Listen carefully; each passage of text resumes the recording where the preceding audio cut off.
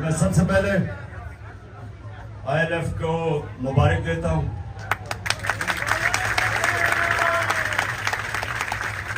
जिस तरह आपने सुप्रीम कोर्ट और उसके अलावा भी जो प्रोटेस्ट हुई रूल ऑफ लॉ के लिए, जिस तरह आपने उसके लिए शिरकत की, तो मैं आपको मुबारक देता हूं, क्योंकि आप एक मूवमेंट का हिस्सा हो।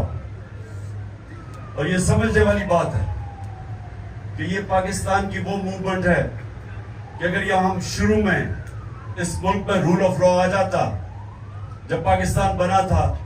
तो ये भी मुल्क आज कोई मलेशिया सिंगापुर की तरह का खुशहाल मुल्क होता। जब इस शदाब ने बात की